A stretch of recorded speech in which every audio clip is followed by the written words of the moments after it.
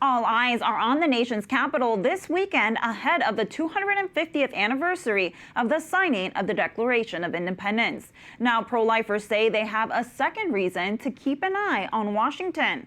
We are expected to learn by Saturday whether President Donald Trump and congressional Republicans will permanently block Planned Parenthood from receiving Medicaid reimbursements.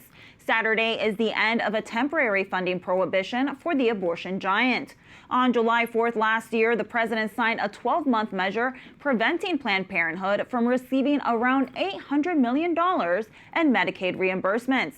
Pro-lifers say they want the ban to be extended or made permanent. Marjorie Dannenfelser, president of Susan B. Anthony Pro-Life America, told the Washington Examiner, quote, with the 2025 defunding provision expiring on July 4th, the 250th anniversary of our nation, founded on the right to life, Republicans must act immediately through reconciliation to permanently keep taxpayer dollars out of Planned Parenthood. For more, we turn to Erik Baptist, Senior Counsel for Alliance Defending Freedom and Director of the ADF Center for Life. Erik, remind us what happened to Planned Parenthood when President Trump signed the One Big Beautiful Bill last year. Was the temporary block effective? It was. Even by Planned Parenthood's own account, it had to shut down operations throughout the country because of the reduction in funding that it was receiving from the U.S. taxpayers. And that's essentially what should be happening. It's a billion-dollar operation. Planned Parenthood does not need taxpayer funding, and the American taxpayers don't want to be funding this operation. And tell us, where do things stand now? I understand there was a push a few months ago by Republicans to defund Planned Parenthood. Why hasn't anything come of that yet?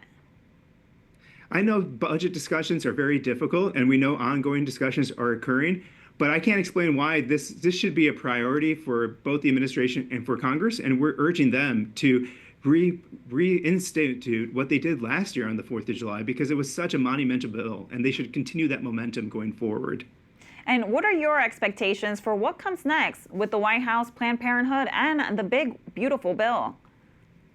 I have high expectations. I am hoping that the administration and Congress would continue to defund Planned Parenthood because American taxpayers don't want to fund this abortion giant, and they don't need taxpayer money in the first place.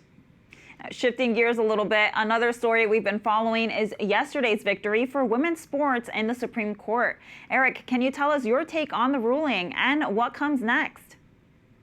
It was a great day for women's sports. We were so excited to see the Supreme Court rule in favor of the two states that defended the right to girls to compete against only girls and not biological males. And so that was a victory for girls across this country. As a father of 3 daughters, I'm excited to see that now they can compete only against girls and not biological males. And so that is a very exciting prospect that the Supreme Court opened up. The battle's not over yet, but we know this was a key victory in this battle.